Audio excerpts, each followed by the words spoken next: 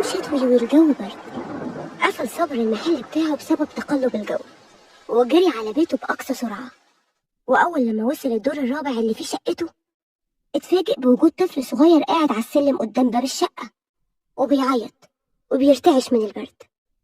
قرب صابر من الطفل وهو مستغرب من وجوده وحيد في الوقت المتأخر ده والجو صعب جدا. حاول يكلمه يستفسر منه عن أي حاجة، بس للأسف الطفل مش فاهم أي حاجة ومش عارف يعبر عن حالته غير بالعياط. خده ودخل شقته، وأول لما دخل نادى على أحلام مراته: أحلام أحلام انت فين؟ جت أحلام جري وفي إيديها فوط المطبخ وقالت له: في إيه يا صابر بتزعق كده ليه؟ بصت على الطفل وقالت له: مين ده يا صابر؟ ابن مين ده؟ صابر شال الواد وقال لأحلام: معرفش ابن مين، خديه بس بسرعة غيري له هدومه المبلولة دي قبل ما يتعب، ده بيترعش جامد جدا. خدت أحلام الولد من صابر وهي مش فاهمة حاجة، غيرت له ولبسته من لبس مريم بنتها الصغيرة اللي تقريبا كانت نفس مقاسه، وبعد كده طلعت بيه بره في الصالة. طلعت لصابر وحماتها اللي كانت يدوب لسه صاحية من النوم وقالت له: أديني غيرت يا أستاذ صابر، ممكن أعرف مين الولد ده وجبته منين؟ رد صابر وهو بياخد الولد منها قال لها: أنا معرفش ابن مين، أنا لقيته قاعد على السلم وبيعيط جامد. أم صابر خدته منهم وقالت لهم: يا كبدي يا ابني، ده الواد فلق نفسه من العياط، يا ترى أهله فين وإيه اللي جابه هنا؟ أحلام على آخرها اتعصبت جدا وقالت له: نعم يا أخويا، إزاي يعني لقيته على السلم؟ هو في حد بينسى ابنه على السلم؟ هو كيس بلح؟ صابر زعق لها وقال لها: اتكلمي بأدب يا أحلام، وأنا يعني هكدب عليكي ليه؟ إحنا هنخليه عندنا لحد الصبح، يمكن أهله يسألوا عنه، ولو محدش سأل بقى إن شاء الله. قال لها ساعتها هنتصرف، أهم حاجة اغسلي الهدوم بتاعته ونشفيها عشان بكرة ينزل بيها. دخلت أحلام وهي متغاظة من صابر وتفكيره. صابر شال الواد وقال لمامته: سبحان الله يا ماما، لبس مريم مقاسه بالظبط، شكله كده نفس سنها. ردت أمه وقالت له: أيوة فعلا شكله عنده 2 زيها يا ابني، بس مريم بتعرف تتكلم، إنما الواد من ساعة ما جه ما نطقش ولا كلمة.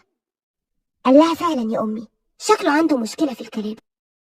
ردت أمه وقالت له: لا حول ولا قوة إلا بالله، ربنا يرد لأهله، تلاقيهم قلبين الدنيا عليه يا ابني، بس سبحان الله يا صابر عينه نفس لون عينيك بالظبط. قرب صابر من الولد وقال لها: تصدقي صح، سبحان الله، ده بنات عينيهم مش كده. وفجأة سمعوا صوت أحلام وهي بتصرخ وجاية جري من جوه. صابر اتخض، أمن مكانه وقبل ما يدخل لأحلام كانت هي طلعت له وقالت له: بتكذب عليا يا صابر وتقولي إنك لقيته على السلم وهو ابنك؟ صابر مش فاهم حاجة من كلامها، رد عليها: انت بتقولي ايه يا ولية انت؟ ابن مين وكدب ايه؟ أم صابر قاعدة مصدومة بتسمع كلامهم ومش فاهمة حاجة. أحلام قالت له وهي بترمي ورقة قدامه: أهو يا حبيبي، شوف الورقة اللي لقيتها في هدومه، شهادة ميلاد باسم آدم صابر إبراهيم الكيلاني، اسمك ده ولا مش اسمك؟ صابر وط على الأرض وجاب الورقة وفعلا لقى كلام أحلام مظبوط، شهادة الميلاد بتقول إن الولد ابنه.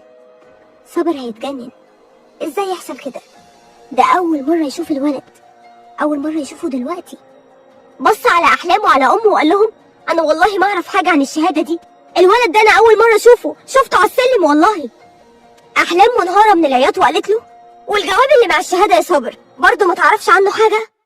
صابر فعلا كان ماسك ورقة تانية في إيده مع الشهادة، بس من صدمته ما فتحهاش، فتحها بسرعة واتصدم لما قرأ الكلمات اللي موجودة فيها. كان مكتوب: عزيزي صابر، أسفة جدا على المفاجأة دي، ما كنتش ناوية أبدا أعكر جو عيلتك المستقر، بس للأسف الولد بيكبر ومصاريفه ومسؤوليته بتزيد، كفاية عليا كده وهتحمل أنا كل ده ليه؟ أنا هبقى أطمن عليك وعليه من بعيد لبعيد. صابر ما كانش قادر يسند طوله، مش مصدق الكلام اللي بيقراه، هو متأكد إن ملوش أي علاقة بالولد نهائي. فاق على صوت مامته وهي بتقول بصوت مخضوض: قولي يا ابني، الورقة اللي في إيدك دي فيها إيه؟ فهموني إيه اللي بيحصل؟ ردت أحلام بمنتهى الاندفاع وقالت لهم: هيقولك إيه بس؟ طبعا مش قادر ينطق بنص كلمة، هيقولك إنه جواب من عشيقته ولا يمكن مراته الله أعلم، وبتأكد إن الولد ابنهم. ام صابر اتصدمت وقالت له ايه الكلام ده يا صابر؟ رد يا ابني، قول اي حاجه. صابر رد بحسره وقال والله يا جماعه ما اعرف حاجه عن الموضوع ده، صدقيني يا امي، صدقيني يا احلام.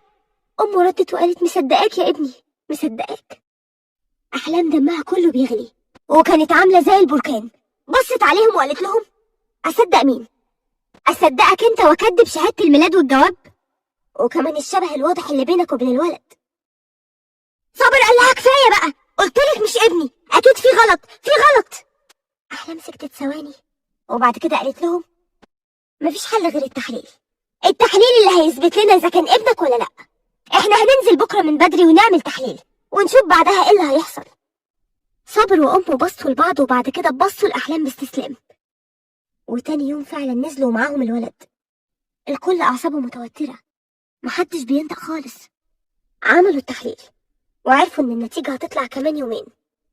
وهم طالعين من المعمل لسه صابر هيشاور لتاكسي عشان يروحوا. احلام قالت له استنى، احنا مش هنروح البيت. قال لها امال هنروح فين؟ قالت له هنروح السجل نتاكد من صحه الشهاده دي. صابر حس انها فكره كويسه بس طلب منها الاول يروحوا الولد عشان ما يتبهدلش معاهم. وفعلا عملوا كده وبعدها طلعوا على السجل.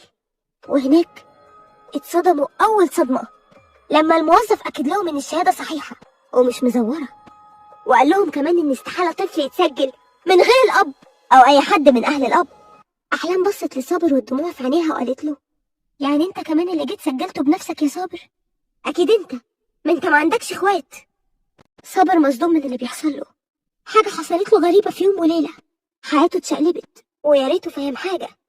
احلام بصت للموظف وقالت له طب شوف لنا كده اسم الام وحاول تجيب لنا مكان سكنها. كتب الموظف على الكمبيوتر وهو بيقول اسم الام كريمه عادل عبد التواب حسين. ايوه هو ده الاسم والعنوان اهو. صابر واحلام خرجوا من السجل وجريوا على العنوان اللي الموظف كتبه لهم.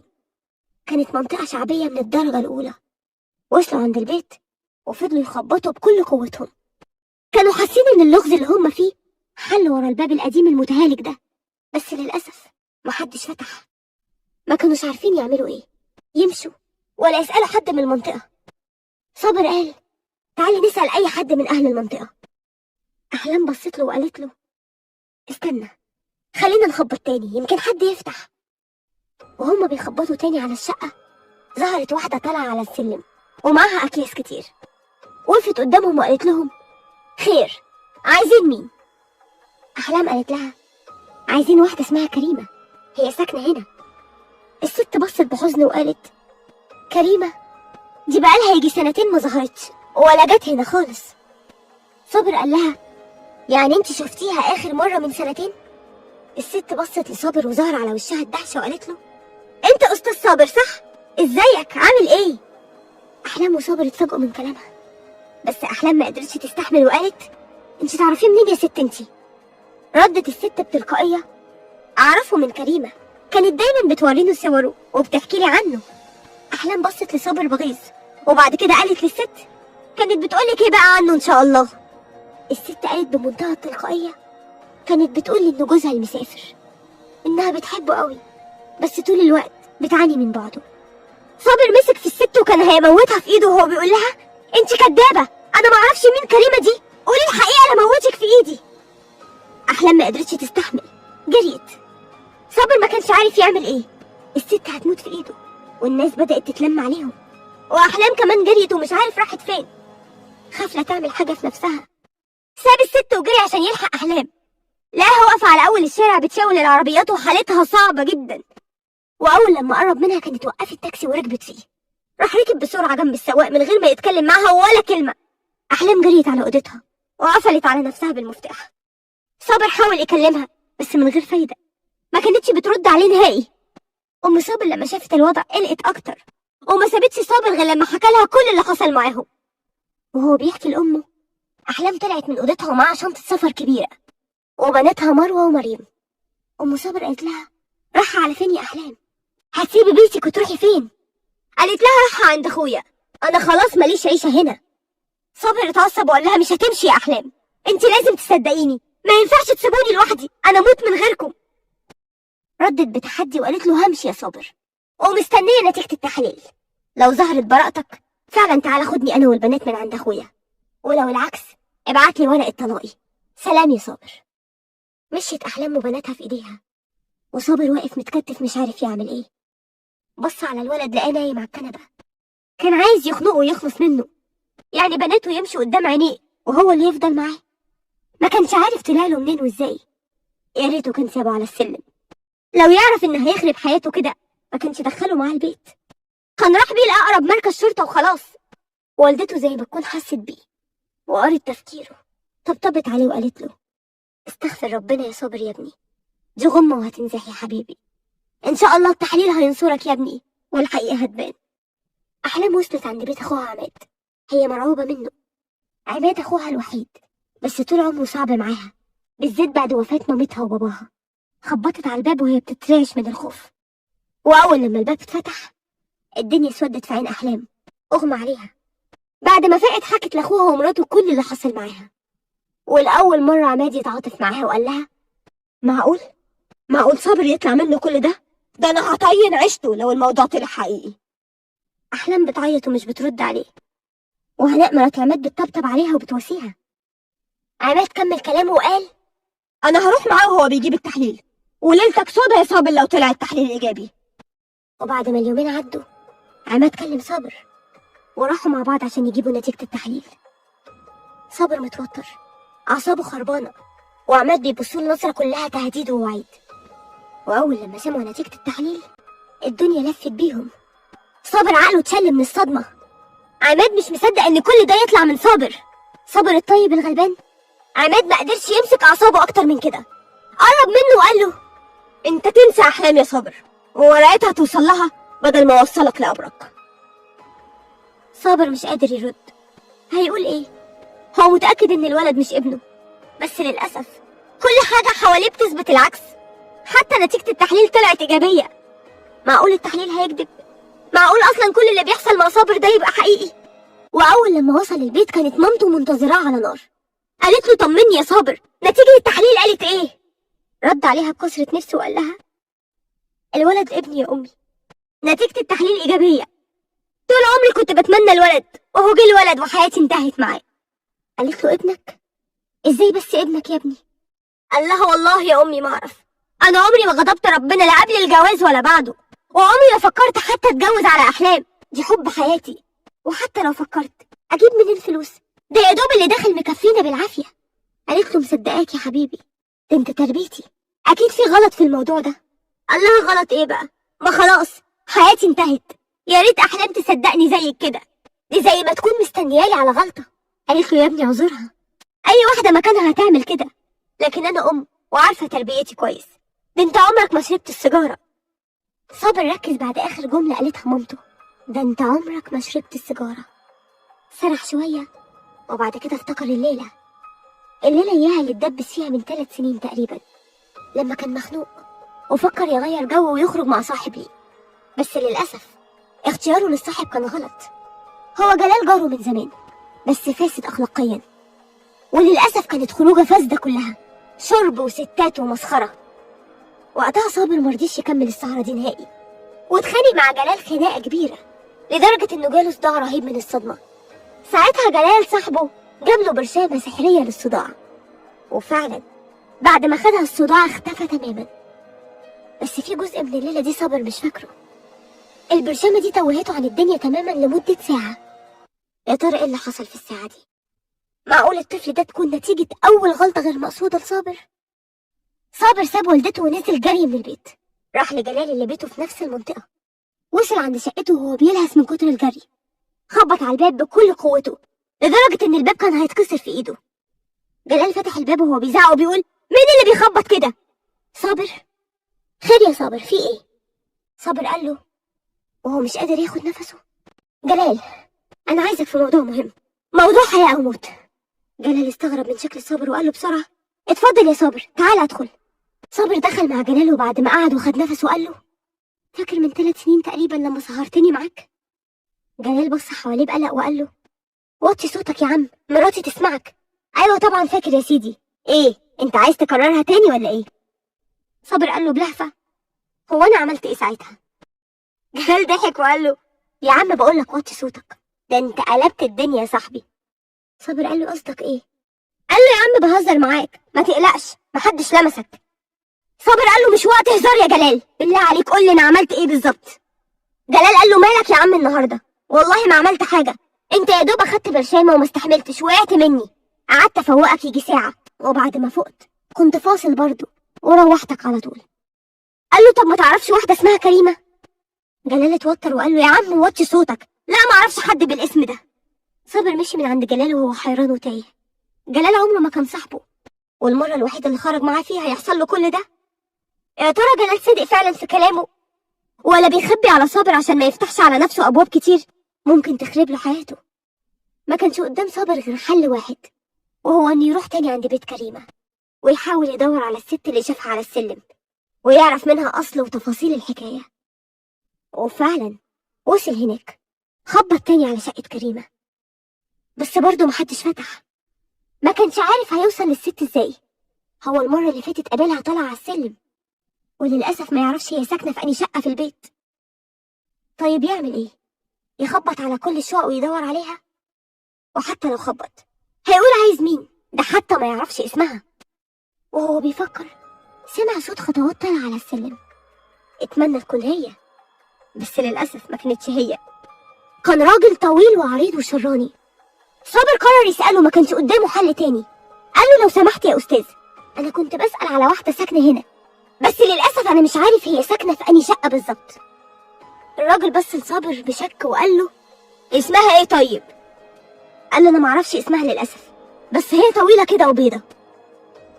قال له نعم يا اخويا، انت شكلك كده مجنون يا اما شمال، وانا في الحالتين مش هسيبك يا ابن صابر سمع الشتايم وخدها جري على السلم. فضل يجري يجري لغايه ما بعد عن المنطقه تماما وركب تاكسي بسرعه. كانت فكره مش سليمه منه، هو نسي ان المنطقه شعبيه من الدرجه الاولى. مشي صابر وهو مكسور الخاطر، كل الطرق اتقفلت في وشه، حتى أحلام قفلت تليفونها وقطعت أي صلة للتواصل. عدى يومين والوضع زي ما هو. صابر مش بيقرب نهائي من آدم، مش قادر يقتنع إن ابنه، بالرغم من الشبه الكبير اللي بينهم. آدم بدأ يتعود على البيت وعلى أم صابر، لدرجة إنه اتعلق بيهم جدا، وهي كمان اتعلقت بيه وحبته كأنه حفيدها بالظبط. في بيت عماد أحلام أعصابها تعبانة جدا، بالرغم من تعاطف عماد معاها، بس برضه حاسة إن هي متأيدة عنده وعمرها ما هتكون صاحبة بيت. حتى بناتها مش مرتاحين وبيسألوا على أبوهم يوميا. عماد نادى على أحلام وقال لها فكرتي في قرار الطلاق كويس يا أحلام؟ ده طلاق مش لعبة. ردت أحلام بانهيار، أنت لسه بتسأل يا عماد؟ بعد كل اللي حصل ده لسه بتسأل؟ قال لها أنا بستشيرك قبل ما اتصل بصابر ونخلص الموضوع، ولازم تفهمي إن وضع المطلقة هيحتاج معاملة خاصة. الكلام نزل على أحلام كأنه سهام حادة. هي عارفة إن راحتها مش عند عماد نهائي، بس برضه هي مصممة على رأيها. هتتطلق يعني هتتطلق، مش يمكن الدنيا تضحك لها بعد كده. بصت لعماد بعند وقالت هتطلق يا عماد، وده آخر كلام عندي. وفعلا تم الطلاق، واتفقوا إن صابر هيشوف بناته مرة في الأسبوع، وبكده البنات ما تتحرمش من أبوهم. صابر كان متدمر نفسيا الفترة دي. أحلام ما كانتش مجرد زوجة بالنسبة له، دي كانت حلم حياته، حبه الأول والأخير.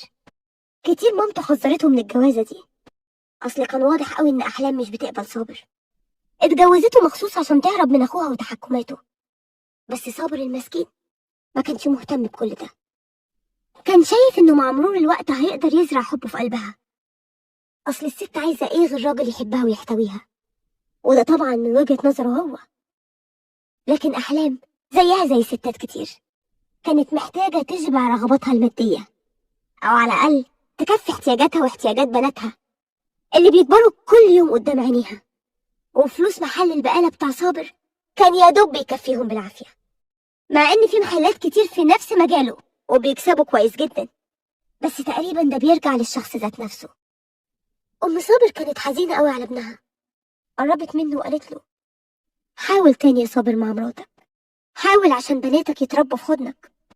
رد عليها بانكسار وقال لها أحاول إيه بقى؟ خلاص يا أمي. أحلام ما صدقت يا أمي وباعت كل حاجة في ثانية. قالت له طب يا ابني اعمل التحليل في مكان تاني، مش انت واثق يا ابني ان الواد مش ابنك؟ صابر افتكر تاني الليلة اياها. هو برضه مش متأكد من براءته، مع ان ربنا عالم بنيته واخلاقه. وايه اللي يخليه اصلا يعمل التحليل تاني؟ ما خلاص، احلام كسرته. اول واحدة داست عليه وفرمته. هو حقيقي اتصدم فيها صدمة عمره. فاق من توهانه وقال لأمه: خلاص بقى يا أمي، اللي حصل حصل، أنا هربي الولد ده، ولعل الله يحدث بعد ذلك أمرا. مامته قالت له: عارف يا صابر، أنا اتعلقت بالولد جدا، حنيته بتلمس قلبي، بيفكرني بيك وانت صغير. فعلا آدم كان حنين جدا، كان كل يوم بيهون على صابر بنظرة أو ضحكة. كان طفل غريب جدا، هادي زيادة عن اللزوم ومطيع لأقصى درجة. وعدت الشهور وصابر ارتبط بآدم جدا جدا، وكمان كان بيشوف بناته باستمرار وبيخرجهم كلهم مع بعض. أحلام بقى كانت بتعد أيام عدتها بفارغ الصبر. عماد كان خانقها ومانعها من كل حاجة، ده حتى مكالمات التليفون كان بيراقبها فيها. وفي يوم جه عند عماد ضيف، هو مش غريب، ده شريف ابن عمتهم، بس عايش برا مصر بقاله فترة. بعد ما مشي من عندهم، دخل عماد الأوضة عند أحلام وقال لها: شريف عايز يتجوزك، ايه رأيك؟ أحلام كانت متوترة جدا، ردت من غير تفكير: لو هياخدني ببناتي موافقة. رد عماد: هو فعلا عايزك ببناتك، بس مش هيطلق مراته. انت عارفة طبعا انها مش بتخلف، وهو نفسه في حتة عيل يورث اللي عنده. أحلام قالت له بثقة: يبقى موافقة. قال لها: وصابر يا هانم هتعملي معاه ايه؟ هيوافق ان بناته يسافروا الكويت ويتربوا بعيد عنه؟ ردت أحلام بخبث وقالت له: ما هو مش هيعرف غير بعد ما نسافر ويبقى يوريني شطارته، وبعدين ما هو جاب الولد، عايز مننا ايه بقى؟ خليه يشبع بيه. عماد سكت شوية وبعدها قال لها: انت حرة، انا مالي. أحلام قالت بينها وبين نفسها: طبعا انت مالك، انت لو عليك تتمنى ان احنا نمشي النهاردة قبل بكرة. وفعلا تمت الجوازة في سرية تامة، وأحلام وبناتها سافروا. وعماد كمان عزل من بيته قبل سفرهم بيوم، عشان يريح نفسه من صابر ومن أي حوارات ممكن تسبب له مشاكل. وفي اليوم المعتاد، يوم زيارة صابر لبناته، كانت الصدمة بالنسبة لصابر. مفيش حد موجود خالص، كلهم اختفوا، والجيران قالوا انهم عزلوا. صابر كان هيتجنن، يعني ايه عزلوا فجأة؟ وليه اصلا يعزلوا؟ حس ان في مكيدة متدبرة. افتكر كلام مروة بنته اخر مرة لما قالت له: هو انت مش هتسافر معانا يا بابا؟ بس هو ما ركزش معاها، دي طفلة 4 سنين. صابر دماغه لفت، معقول كلام بنته الصغيرة حقيقة؟ حس ان اتحرم من بناته للأبد، ما كانش عارف يعمل ايه ولا يروح فين. ده حتى عماد مش بيشتغل في مكان ثابت يقدر يروح يسأل عليه فيه، ده بيشتغل على تاكسي بتاعه بس. صابر عمل بلاغ في اسم الشرطة، عمل كل اللي يقدر عليه، بس خلاص الموضوع انتهى، وبناته اختفوا تماما ومفيش أي أخبار عنهم نهائي. في الكويت، شريف وأحلام دخلوا شقتهم ومعاهم البنات، وأول لما دخلوا شريف قال: أخيرا يا روحي بقينا مع بعض. أحلام حضنته وقالت له: يا شريف، أنا مش مصدقة نفسي، حاسة إني بحلم من كتر الفرحة، ده أنا مستنية اللحظة دي بقالي سنين. شريف قال لها: ما انت لو كنت سمعتي كلامي من زمان كان زماننا مع بعض من بدري قوي. قالت له: أنت عارف إن عمري ما فكرت أتطلق قبل كده، بس بعد اللي صبر عمله كان لازم أسيبه، معقول كان بيخوني وكمان عنده ولد؟ شريف رد بخبث وقال لها: ما انا ياما قلت لك يا بنتي ان جوزك ده بتاع نسوان درجة اولى، وانت اللي دايما كنت بتدافعي عنه. قالت له: أنا بجد مصدومة فيه لغاية دلوقتي، وأنا اللي ضميري كان بيوجعني من كلامي معاك، مجرد كلام وفضفضة كان بيوجع لي ضميري، وهو خاربها علاقات ومسخرة. ده انت لو ما كنتش وريتني صور وهو سكران مع جلال ما كنت صدقتك أبدا، ده ما بيفوتش فرد. قال لها: يا بنتي مش بالصلاة، ياما ناس عاملين فيها مشايخ وهم اعوذ بالله. وبعدين لو هو متدين ومحترم قوي كده كان بيخرج ليه مع جلال؟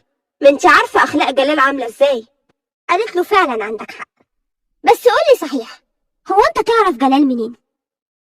شريف اتوتر قوي. قال لها: معرفة قديمة، ما تشغليش بالك، بعدين احنا هنضيع الوقت على صابر وجلال ولا ايه؟ عدت سنة عليهم كلهم، وصابر لسه بيدور على بناته وبرضه ما وصلش لحاجة. واللي كان معوضه عن غيابهم هو آدم، الطفل العجيب اللي ظهر فجأة وقلب حياتهم كلها رأسا على عقب.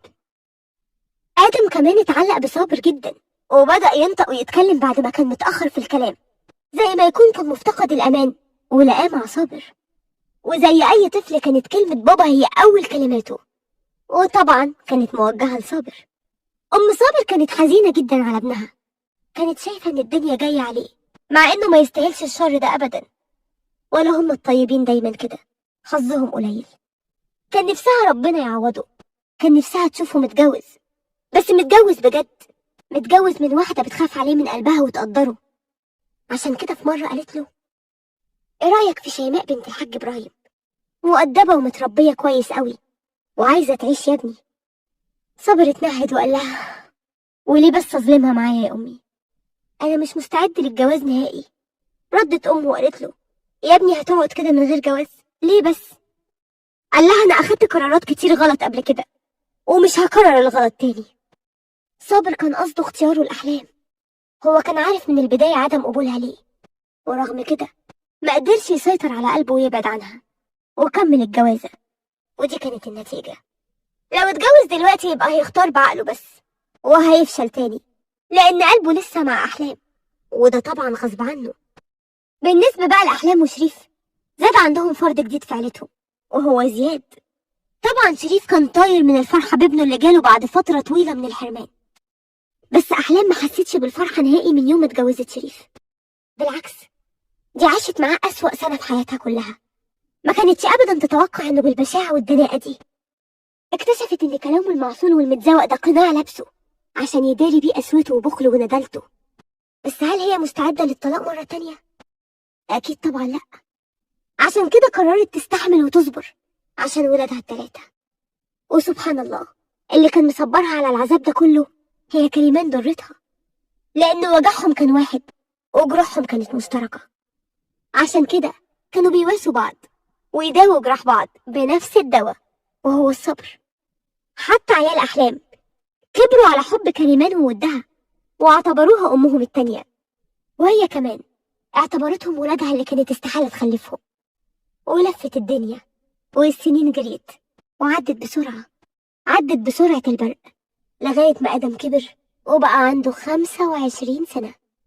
ومن هنا بدأت الأحداث تتوالى من تاني، والجروح القديمة بدأت تتفتح وتنزف. آدم كبر وبقى شاب يفتخر بيه أي حد، كان واخد رضا أبوه ومشرفه دايما. دخل كلية التجارة باختياره، مع إن مجموعه في الثانوية العامة كان كبير، كان ممكن يدخل أي كلية هو عايزها. كان بيطلع الأول على الدفعة كل سنة، كان ممكن يبقى معيد في الجامعة، بس هو اختار يشتغل في بنك، وفعلا كان مثال ناجح للشاب المجتهد. صابر كان فخور بيه جدا، وكان دايما يحمد ربنا على وجوده جنبه، بس برضه قلبه كان مكسور طول الوقت بسبب غياب بناته مروة ومريم اللي كبروا بعيد عن حضنه. أم صابر كبرت وحالتها الصحية اتدهورت على الآخر، واللي كان بيخدمها دايما هو وآدم. ودايما آدم كان يسألها السؤال ده: هو ليه يا تيتا بابا مش بيجيب سيرة أمي زي ما بيجيب سيرة طنط أحلام وأخواتي البنات على طول؟ وكانت ترد جدته وتقول له: الله يكون في عونه يا ابني، ده اتحرم من بناته في عز حياته، ربنا يقويه على اللي هو فيه. آدم كان بيحتار دايما من إجابة جدته، كان دايما حاسس إنها بتتهرب من الإجابة على سؤاله. هو دايما حاسس إن في لغز مش مفهوم، وإن الحكاية مش زي ما صابر حكاها. كان دايما آدم يسأل صابر: هي ماما فين؟ يرد يقول له: ربنا يرحمها يا آدم، ماتت وهي بتولدك. يقول له: كان اسمها إيه يا بابا؟ يرد يقول له: كريمة يا حبيبي. يقول له: أمال مين أحلام دي؟ ومين إخواتي البنات؟ يقول له: أحلام دي كانت مراتي برضه، وتبقى أم إخواتك البنات مروة ومريم، وهم حاليا مسافرين يا حبيبي. مروة ومريم وزياد كبروا واتربوا مع بعض، وزياد كان هو المدلل الوحيد في العيلة، وكل طلباته أوامر، ما هو ابن شريف الوحيد. مروة ومريم كانوا فاهمين كل حاجة في علاقة صابر وأحلام، وتربى جواهم إحساس الكره من ناحية أبوهم اللي من وجهة نظرهم خاين وبتاع ستات، وكمان استغنى عنهم بسهولة واختار ابنه الغير شرعي آدم. مريم دايما كانت بتسأل أمها وتقول لها: ليه يا ماما اتجوزتي عمو شريف؟ ما هو كمان خاين زي بابا. أحلام ترد بكسرة نفس وتقول نصيب يا مريم. مريم تقول أنا عمري ما هتجوز أبدا يا ماما، أنا بكره الرجالة، بكرههم. كارمن كانت قاعدة معاهم وسمع كلامهم، ردت على مريم وقالت لا يا مريم يا حبيبتي، ما تقوليش كده، مش كل الرجالة وحشين، في ناس كتير كويسة. مريم ترد بحسرة طب ما انتي كمان يا ماما كوكي حظك وحش زي ماما. تتنهد كارمن وتقول أنا بدفع تمن غلطة كبيرة عملتها زمان، عشان كده راضية ومستحملة. أحلام انتبهت لكلام كارمن اللي أول مرة تسمعه وقالت غلطة؟ غلطة ايه يا كارمن؟ عمرك ما حكيتي لي يعني. كارمن قالت لها بحزن مش كل حاجة ينفع تتحكي يا أحلام. أحلام سكتت وسرحت في همومها. كانت حزينة على بناتها اللي أصبحوا معقدين تماما من الجواز. كانت فاكرة إن شريف هيعوضهم، بس اللي حصل كان العكس، ده عقدهم أكتر وأكتر. حتى زياد ابنها حاله ما يفرقش كتير عن إخواته البنات، كان ضايع وتايه بس في دنيته الخاصة وهي المخدرات. وأخيرا وبعد السنين دي كلها شريف قرر إنهم خلاص هينزلوا مصر ويستقروا فيها. أحلام اتضايقت جدا من القرار ده، هي مبسوطة وهم بعاد كده. كانت خايفة يحصل صدام بينها وبين صابر، كانت خايفة على بناتها ونفسيتهم، ازاي هيستحملوا وجودهم مع ابوهم في نفس البلد من غير ما يشوفوه. بس قرار شريف هو اللي اتنفذ طبعا، وفعلا رجعوا مصر، ومعهم طبعا كريمان مرات شريف الأولى اللي أحلام بتعتبرها أختها، مش ضرتها نهائي. وأخيرا بدأ اللغز يتحل والخيوط كلها تنفك. معقول بعد الزمن ده كله هنعرف حقيقة وأصل الحكاية؟ كان يوم عادي زي كل يوم، الجديد فيه بس إن كارمن الفيزا بتاعتها مش شغالة، عشان كده قررت تروح البنك وتحل المشكلة. وطبعا خدت معاها مريم بنتها الروحية. آدم قاعد في مكتبه، دخلت عليه واحدة ومعاها بنوتة رقيقة جدا. البنت خطفت آدم، حس إن قلبه مش في مكانه ومش عارف ليه، إيه اللي بيحصل له من ساعة ما شافها. هي كمان بصت له جامد، وبعدها نزلت عينيها في الأرض من كتر الكسوف. آدم بص للست واتكلم عشان يداري لخمته. خير يا فندم، مشكلتك ايه؟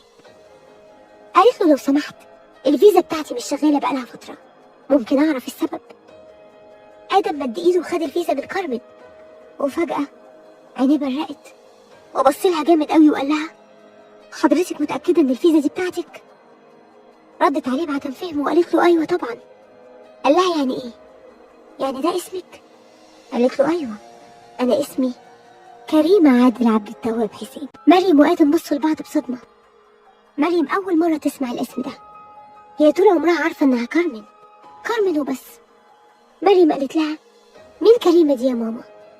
كريمة ردت عليها وقالت لها ده اسمي الحقيقي يا حبيبتي، بس محدش عارفه خالص، مجرد اسم في البطاقة، الكل يعرفني بكارمن. آدم مندهش من اللي سمعه، الاسم ده اسم والدته، هو متأكد من الاسم 100%. كان حاسس بأحاسيس مضطربة، مش مصدق إن أمه عايشة وكمان عنده أخت. ده البنت بتقولها يا ماما. رد عليها بصوت طالع بالعافية يعني انت عايشة مش ميتة؟ كريمة بعدم فهم نعم، تقصد مين؟ كريمة ومريم مستغربين من رد فعل آدم وفي نفس الوقت مش فاهمين حاجة. آدم مسكين متلخبط ومشاعره مش مفهومة، بص لكريمة وقال على فكرة أنا أعرف ابنك كويس قوي. مريم برقت، حطت إيديها على بقها عشان تمنع صوت نفسها اللي مش ملاحق عليه من الصدمة. كريمة بصت لآدم بذهول وقالت له ابني انت اكيد غلطان، انا ما عنديش اولاد يا ابني، صدقني انت اكيد تقصد حد تاني، انا اصلا عندي مشاكل في موضوع الخلفة وربنا ما ارادش اني اجيب اولاد. آدم حس بكسرة نفس، مش عارف هي ليه بتنكر، دي كمان بتدعي انها مش بتخلف خالص وهو بنفسه لسه سامع البنت بتقول لها يا ماما. قفل الموضوع معاها وقال لها انا اسف، اكيد في غلط في الموضوع، بالنسبة للفيزا ما تقلقيش انا هشرف على الموضوع بنفسي، بس بستأذنك تسيبي رقمك. كريمة مش فاهمة حاجة منه بس مشفقة على حاله، هي حست انه بيعاني من مشاكل كبيرة وفعلا سابت له الرقم ومشيت وهي مستغربة. آدم ساب الشغل وجري على البيت، كان ماشي تايه في الشوارع، عقله هينفجر من كتر التفكير. ليه أمه بتنكر وجوده وليه أبوه بينكر وجود أمه؟ كان لازم يفهم ومفيش غير صابر اللي عنده مفاتيح الألغاز دي كلها. أول لما وصل كان صابر قاعد في أوضته، دخل عليه باندفاع وقال له: ليه فهمتني إنها ميتة؟ ليه قلت لي إنها ميتة وهي عايشة؟ ليه حرمتني منها؟ صابر مش فاهم، بس قلبه اتقبض من الكلام. قال له: قصدك إيه يا آدم؟ أنت بتتكلم على مين؟ قال له: بتكلم على أمي يا بابا، كريمة. صابر مصدوم، قام من مكانه وقال له: أنت بتقول إيه؟ أمك ماتت وهي بتولدك. آدم رد بانهيار وقال له: كفاية كدب بقى، أنا شفتها بنفسي النهاردة واتأكدت من اسمها بالكامل. صابر بيقول له: معقول؟ كريمة ظهرت دلوقتي؟ ده طول السنين اللي فاتت وهو بيدور عليها وملهاش أي أثر. طول السنين اللي فاتت وهو بيروح عند بيتها ومش بيلاقي أي نتيجة. معقول تظهر لآدم؟ صابر عينه دمعت غصب عنه. آدم لما شافه بالضعف ده ما استحملش، قرب منه ونزل على ايده وفضل يبوس فيها وهو بيقول له: انا اسف يا بابا، حقك عليا، ما كانش المفروض اكلمك بالاسلوب ده ابدا، عشان خاطري سامحني. صابر طبطب على آدم بحنية وهو مش زعلان منه نهائي، بالعكس ده مشفق على حالته جدا. آدم حكى لصابر كل اللي حصل معاه من أول ما قابلته الكريمة هي وبنتها لغاية ما خد رقمها. ما كانش قدام صابر حلول غير البوح بكل اللي في قلبه. خلاص الحمل زاد عليه ولازم حد يشيل معاه، وللأسف مفيش قدامه غير آدم، عشان كده حكاله كل تفاصيل وأسرار الحكاية اللي كان مخبيها عنه لمدة سنين وسنين. كان دافنها جواه وساكت، بس كل وقت وليه أذان. آدم ما استحملش الكلام اللي سمعه، وقف قدام صابر وذهول وقال له: يعني أنا مين؟ أنا ابن مين؟ ابنك بس مش شرعي؟ أنا ابن زنا؟ قال الجملة دي ونزل جري من البيت. كان بيجري وسط الناس زي المجانين ودموعه نازلة منه زي الشلالات، ماشي وسط الزحمة ومش شايف ولا حاسس بحد، كأنه ماشي في الدنيا لوحده. كان حاسس إن الدنيا الكبيرة دي كلها وقفت عشانه مخصوص. كل حاجة انتهت عشان مشكلة نسبه المزيف. مروة وأحلام كانوا قاعدين مع بعض مستنيين رجوع كارمن ومريم. مروة مترددة، عايزة تقول حاجة لأحلام وخايفة. خدت نفس واتشجعت وقالت: ماما، عايزة أخد رأيك في موضوع كده. قالت لها: خير يا حبيبتي. قالت لها: في واحد كان زميلي في الجامعة وشكله معجب بيا قوي، لما عرف إننا رجعنا مصر اتصل بيا وطلب مني طلب غريب. قالت لها: طلب إيه؟ قالت لها: عايز يتجوزني. أحلام بفرحة: بجد؟ طب انت ليه مستغربة طلبه؟ مروة قالت لها بحزن: أصل عمري ما توقعت منه كده، أنا مش بقبله أصلا خالص. أحلام قالت لها: خلاص مادام مش قابلاه بتفتحي الموضوع معايا ليه؟ مروة قالت لها: خايفة أضيعه من إيدي، للأمانة هو محترم جدا جدا، بس برضو أنا مش بحس من ناحيته بأي قبول نهائي. قالت لها: مادام مش قابلاه يبقى ترفضي على طول، الجواز أساسه القبول، اوعي تغلطي غلطتي يا بنتي. وهم بيتكلموا كارمن وماريم وصلوا وكان شكلهم غريب. أحلام سألتهم: مالكوا في إيه؟ مريم قالت: اسكتي يا ماما، ده احنا حصل معانا حتة موقف. مريم حكت اللي حصل معاهم بالتفصيل. أحلام بصت لكريمة وقالت لها: ازاي اسمك يطلع كريمة واحنا ما نعرفش كل المدة دي؟ كريمة قالت: مالكوا يا جماعة في ايه؟ هو سر حربي ولا ايه؟ ايوه اسمي الحقيقي كريمة عادل حسين عبد التواب، والشهرة كريمان، عمركم ما شفتوا حد عنده اسمين؟ أحلام حست إنها سمعت الاسم ده قبل كده بس مش قادرة تجمع فين. ردت عليها قالت لها: أنا حاسة إني سمعت اسمك ده قبل كده، حاسة إني عارفاه قوي. كريمان بهزار: ما هو اسمي يا بنتي، لازم تحسي كده، احنا توأم روح. الكل ضحك ومريم قالت: سيدي يا سيدي، ربنا يخليكوا لبعض، أول مرة أشوف ضراير عاملين كده. مروة قالت لها: يا بنتي هما كده عشان عمو شريف مش عادل، عارفة بقى لو كان راجل لقطة كانوا زمانهم بيشدوا في شعور بعض. صابر كان هيتجنن من كتر القلق على آدم، حس إنه اتسرع لما حكاله. حاول يتصل بيه كذا مرة بس تليفونه مقفول، كان خايف لا يعمل في نفسه حاجة، ده لو حصل له حاجة صابر يموت فيها.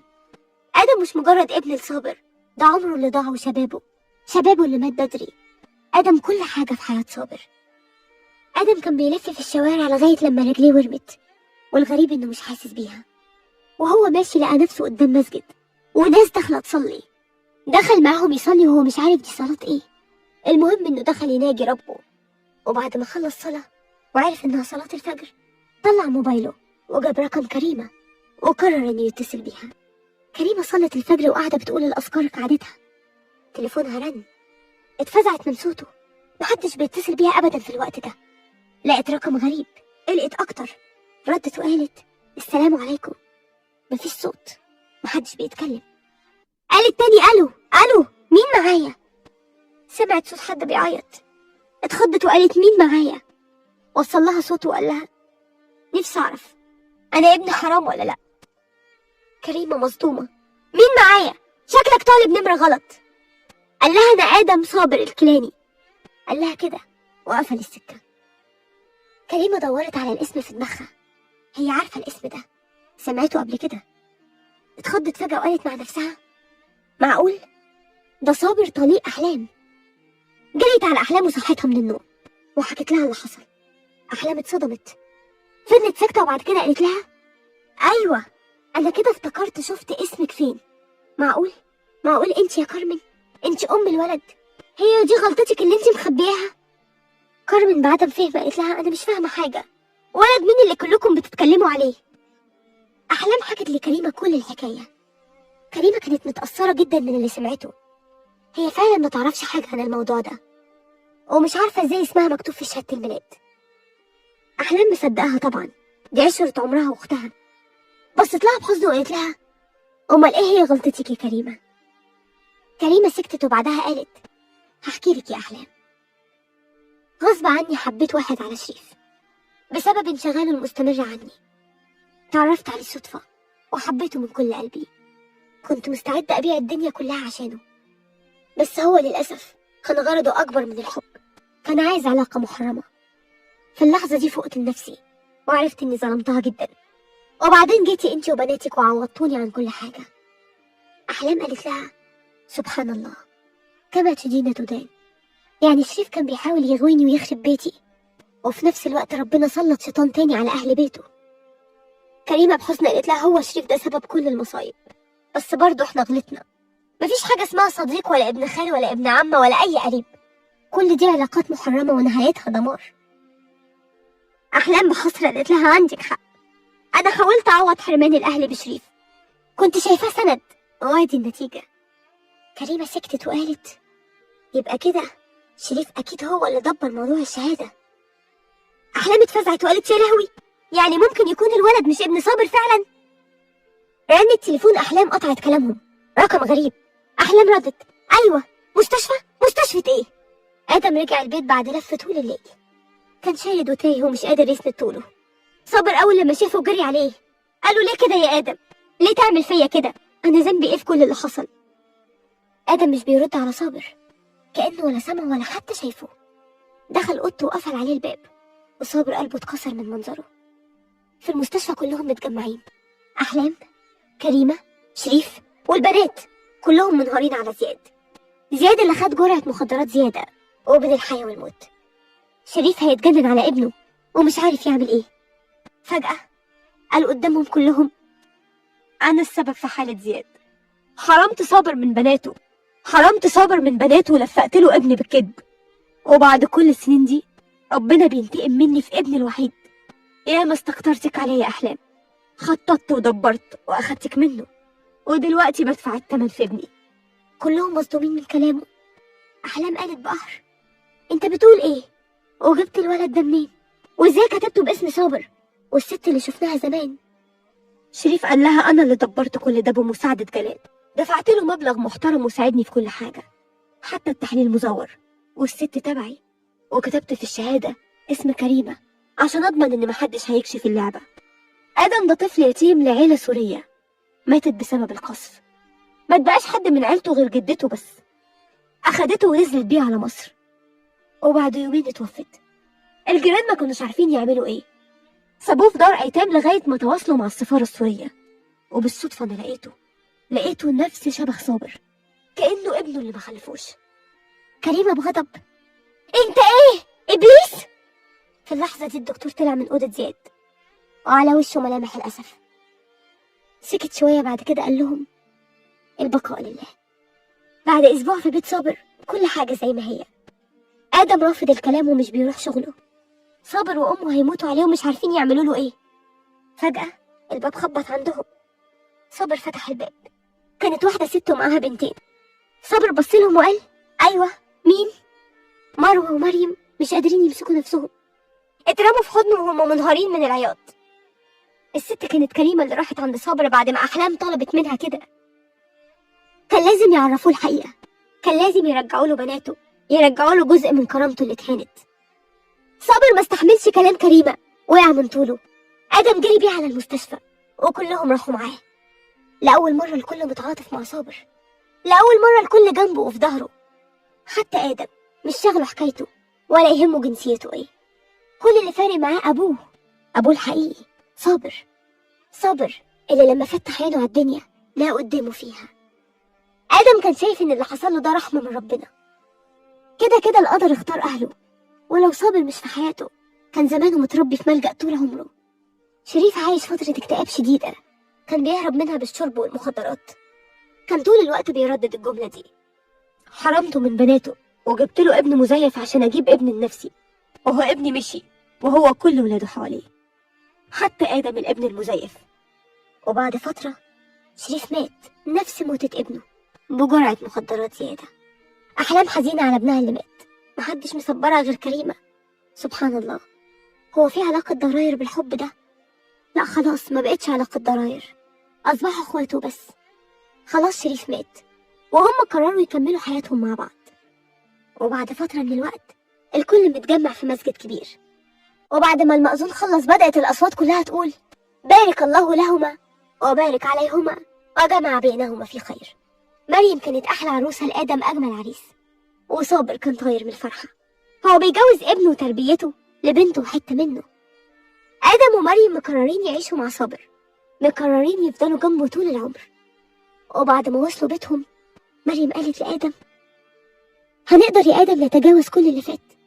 أنا عندي مشاكل نفسية كتير. آدم قال لها بحب: طول ما احنا مع بعض هنقدر.